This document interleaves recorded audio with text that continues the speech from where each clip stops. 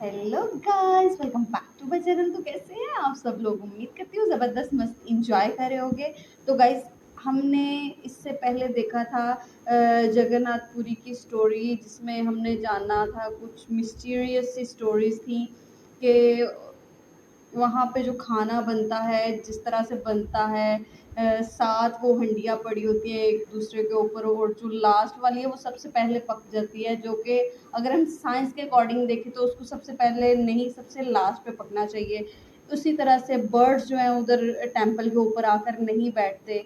उसके अलावा और भी काफ़ी ज़्यादा उस टेम्पल को लेकर हमने काफ़ी ज़्यादा चीज़ें देखी थी, जानी थी। तो उसी से रिलेट आज हम एक और वीडियो लेकर हाजिर हुए हैं। आज हम देखने जा रहे हैं Jagannath Puri story, Krishna's heart, Jagannath soul, a legendary journey. तो उनकी जो जर्नी थी वो कैसी थी, क्या हुआ था, किस तरह से ये सारा कुछ हुआ था, काफ़ी इंटरेस्टिंग स्टोरी है। तो वीडियो स्टार्ट करने से पहले जल्दी से वीडियो को लाइक कर लो और चैनल को सब्सक्राइब कर लो। उम्मीद करती हूँ आप लोगों ने प्यार मोहब्बत दिखा दिया होगा। चलो चलते हैं और चलकर देखते हैं स्टोरी, क्योंकि काफ़ी ज़्यादा तजस्सुस सा होता है। मैं तो लास्ट जब वीडियो देखी मुझे तो बहुत ज़्यादा तजस्सुस था कि इसकी और चीज़ें मैं जानूँ। तो आज इस वजह से हम सेकंड वीडियो भी लेकर आए हैं। तो चलते हैं फिर स्क्रीन के ऊपर और चलकर देखते हैं। Let's go. How Krishna's heart becomes the sword, the story of Mahabharata के अंत में गांधारी को अपने पुत्रों की मृत्यु के कारण भारी क्षति और पीड़ा का सामना करना पड़ा था। उनका मानना था कि भगवान कृष्ण अपनी दिव्य शक्तियों से युद्ध को रोक सकते थे, लेकिन उन्होंने ऐसा नहीं किया।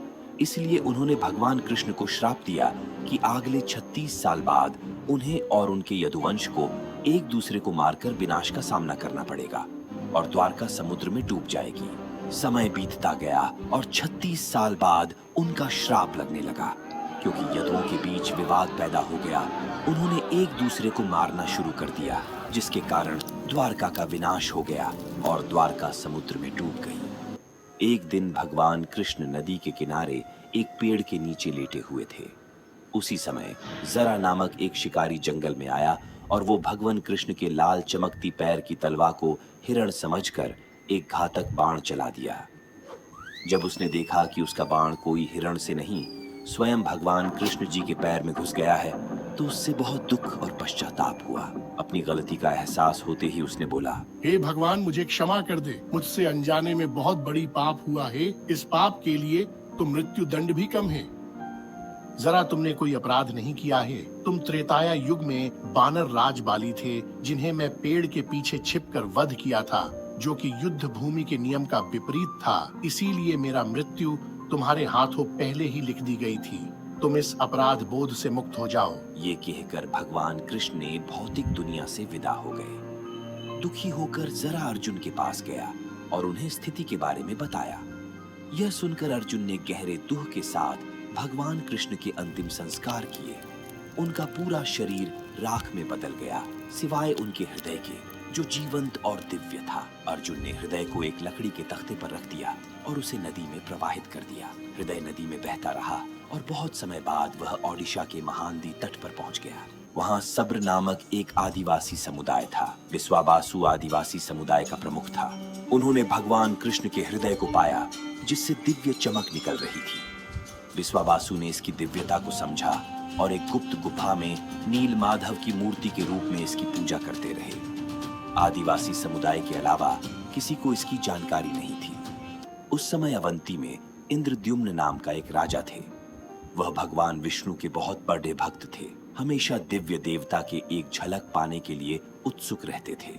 एक दिन एक भटकता हुआ ऋषि उनके महल में आए और राजा से बोले, राजन, ओडिशा में भगवान विष्णु की पूजा नील माधव के भव्य रूप में की जाती है। आपको ओडिशा के भीतर इस पवित्र स्थान का सटीक स्थान अवश्य खोजना चाहिए। राजा इंद्रद्युम्न बहुत प्रसन्न हुए और उन्होंने तुरंत ब्राह्मण पुजारी विद्यापति को ओडिशा जाकर नील माधव की खोज करने का आदेश दिया। राजा के आदेश का पालन करते हुए विद्यापति ओडिशा की यात्रा पर निकल पड़े। एक लंबी और कठिन यात्रा के बाद ओडिशा पहुंचने पर विद्यापति को गुप्त स्रोतों से पता चला कि सबरों के नेता एक छिपी हुई गुफा के अंदर नील माधव की पूजा करते हैं। विद्यापति सब्र द्वीप में महानदी के तट पर जंगल में पहुंचे। सब्र राजा बिस्वाबासु ने विद्यापति की अगवानी की। विद्यापति ने बिस्वाबासु से कहा, महाशय, कृपया मुझे दिव्य पूजा का स्थान दिखाएं। मैं यहाँ बहुत विश्वास के साथ आया हूँ। मुझे माफ करो, मैं तुम्हें उस स्थान पर नहीं ले सकता। अब मैं क्या करूँ? यदि मैं इस प्रकार लौट गया तो राजा को क्या उत्तर दूंगा? मुझे कोई दूसरा रास्ता खोजना होगा। विद्यापति उसी गांव में रहने लगे। कुछ ही दिनों में उन्हें बिस्वाबासु की बेटी ललिता से प्रेम हो गया और उन्होंने शादी कर ली। विवाह के कुछ दिन बाद विद्यापति ने अपनी पत्नी से कहा, ललिता, क्या आप अपने पिता से हमें नील माधव की एक झलक दिखाने का अनुरोध कर सकती हो? आपके पिता आपके अनुरोध को अस्वीकार नहीं करेंगे। ठीक है, मैं निश्चित प्रयास करूंगी। मुझे अपने पिता से बात करने दो। ललिता अपने पिता से बात करती है। ठीक है, लेकिन मेरी एक शर्त है। विद्यापति अपनी आंखों पर पट्टी बांध कर जाएंगे। विद्यापति ने शर्त मान ली, लेकिन चतुराई से कुछ सरसों के बीज अपने साथ ले जाते हैं। रास्ते में छिपी हुई गुफा का रास्ता याद रखने के लिए सरसों के बीज को गिराते हुए जाते हैं। गुफा में पहुंचकर विद्यापति ने नील माधव की दिव्य छवि देखी और मंत्रमुग्ध हो गए। गुफा से लौटकर विद्यापति ने राजा इंद्रद्युम्न को सारी बात बताई। कुछ महीनों के बाद विद्यापति ने गुप्त गुफा के रास्ते में जो सरसों के बीज बिखेरे थे वे अंकुरित होकर पौधे बन गए। राजा विद्यापति के साथ सरसों के पौधों के पीछे पीछे नील माधव की दिव्य मूर्ति देखने गए। गुफा पर पहुंचने पर उन्हें वहां कुछ नहीं मिला। नील माधव गायब हो गए थे। निराश होकर राजा इंद्रद्युम्न महल में लौट आए। उस रात भगवान विष्णु उनके सपने में आए और बोले, इस संसार में मैं तुम्हें नील माधव के रूप में दर्शन नहीं दे पाऊंगा। तुम पुरी सागर तट के पास जाओ, एक दारू तैरता हुआ आएगा। मैं एक बहुत बड़े सुगंधित लाल रंग के लकड़ी के लट्ठे के रूप में प्रकट होऊंगा। उस लकड़ी के लट्ठे में सर्वत्र शंख, चक्र, गदा और पद्म के चिन्ह दिखाई देंगे। उस लट्ठे को बाहर लाओ और उससे 3 मूर्ति बनाओ, तब तुम मेरी आराधना कर सकोगे। राजा इंद्रद्युम्न ने इस संदेश का पालन किया और पुरी के समुद्र तट पर पहुंचे, जहां उन्हें वास्तव में एक तैरता हुआ लकड़ी का लट्ठा मिला। लेकिन राजा के सेवकों के अनगिनत प्रयासों के बावजूद कोई भी लकड़ी के लट्ठे को नहीं उठा सका। आखिरकार आदिवासी नेता बिस्वाबासु की मदद से लकड़ी के लट्ठे को महल में लाया गया, लेकिन कोई भी कुशल कारीगर उस लट्ठे से नील माधव की मूर्ति नहीं बना सका। हे राजन, ये लकड़ी इतनी मजबूत है कि इस पर हमारे किसी भी हथौड़े और छीनी का कोई असर ही नहीं हो रहा है। हमें माफ करें, ये काम हम नहीं कर सकते। जब यह कार्य असंभव हो गया तो भगवान विष्णु फिर से राजा इंद्रद्युम्न के स्वप्न में प्रकट हुए और बोले, राजन, देवताओं के दिव्य शिल्पी विश्वकर्मा की आराधना करें, वह इस कार्य को अवश्य पूरा करेंगे। भगवान विष्णु की सलाह के बाद राजा इंद्रद्युम्न ने दिव्य मूर्तिकार विश्वकर्मा से प्रार्थना की। तभी एक बूढ़े बढ़ई के रूप में विश्वकर्मा प्रकट हुए और उन्होंने राजा इंद्रद्युम्न से कहा, हे राजन, मैंने सुना है कि आप एक मूर्ति बनाने की प्रयास कर रहे हो। हाँ शिल्पी, सही सुने हो। क्या आप ये करने में सक्षम हो? मैं उस लकड़ी के लट्ठे से मूर्ति अवश्य तैयार कर दूंगा, लेकिन मेरी कुछ शर्तें हैं। हे शिल्पी, बताएं, आपकी क्या शर्तें हैं? मैं 21 दिनों में एक बंद कमरे में भगवान विष्णु की मूर्तियां बनाऊंगा और इस प्रक्रिया के दौरान मुझे अकेला रहना होगा। अगर 21 दिन पूरे होने से पहले किसी ने दरवाजा खोला तो मैं मूर्तियों को उसी अवस्था में अधूरा छोड़कर चला जाऊंगा। क्या आप इन शर्तों से सहमत हैं? हाँ, मुझे आपकी सभी शर्तें स्वीकार हैं। कृपया कार्य को आगे बढ़ाएं। विश्वकर्मा ने दरवाजा बंद कर दिए और अपना काम शुरू कर दिए।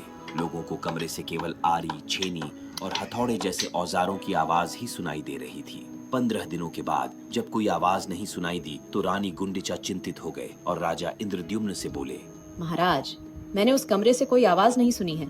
शायद बूढ़ा बढ़ई भूख से मर गया है। कोई दुर्घटना होने से पहले हमें दरवाजा खोल देना चाहिए। लेकिन रानी, उसने शर्त रखी थी कि 21 दिन से पहले दरवाजा नहीं खोला जाएगा। लेकिन महाराज, अगर वो वृद्ध बढ़ई को भूख प्यास की वजह से कुछ हो गया तो हमें महापाप लगेगा।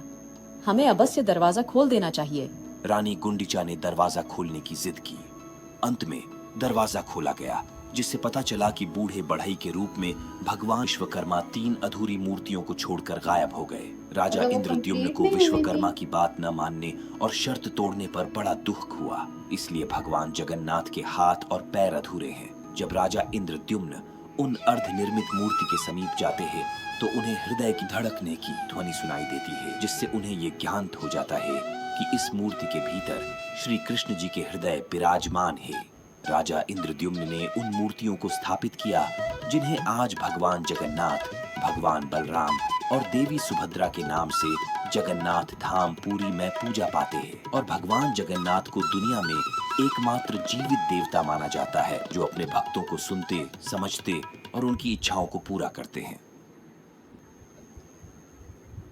ओके, तो ये थी जगन्नाथपुरी की पूरी स्टोरी, किस तरह से जो है ये सारा वाक़या हुआ था और क्या-क्या चीज़ें हुई थी। अच्छा, मैंने ना एक वीडियो में देखा था, वहाँ शायद वो 10 डेज़ बोल रहे थे कि पता नहीं 20 डेज़, कुछ इस तरह से उसमें बोला गया, लेकिन इस वीडियो में बताया गया कि 21 दिन जो है उन्होंने बोले थे, लेकिन 15 दिन में ही जब आवाज़ें वगैरह नहीं आ रही थी तो दरवाज़ा खोल दिया गया। उनकी जो शर्त थी उसको रद्द कर दिया गया और बोला गया कि नहीं, शायद उनको ये भी था कि कहीं वो बुज़ुर्ग हैं, कहीं खाना नहीं खाया, पानी नहीं पिया तो कहीं उनकी डेथ ना हो जाए। तो उनको इस चीज़ का भी था कि उनको फिर अगर कुछ हो गया तो दंड मिलेगा, जो कि ज़ाहिर है बहुत बड़ी बात होती है कि किसी की जान चली जाए, एक काम दिया है और 15 दिन से उस इंसान ने कुछ खाया पिया नहीं है, तो वो भी एक टेंशन थी। लेकिन इसी वजह से जो है वो मूर्ति भी कंप्लीट नहीं हो पाई, क्योंकि एक शर्त रखी गई थी, उससे पहले ही दरवाज़ा खोल दिया गया। जो जिस वजह से खोला गया, नीयत जो थी वो वैसी नहीं थी, तो चीज़ें कुछ इस तरह से थी। बाकी स्टोरी काफ़ी ज़्यादा इंटरेस्टिंग थी। आई होप आप लोगों को भी पसंद आई होगी। अगर वीडियो अच्छी लगी है तो प्लीज़ वीडियो को लाइक करो और चैनल को सब्सक्राइब करो। ऐसे ही डेली प्यार बरसाते रहो। मिलते हैं आपसे नेक्स्ट वीडियो में, तब तक के लिए टेक केयर, अल्लाह हाफ़िज़।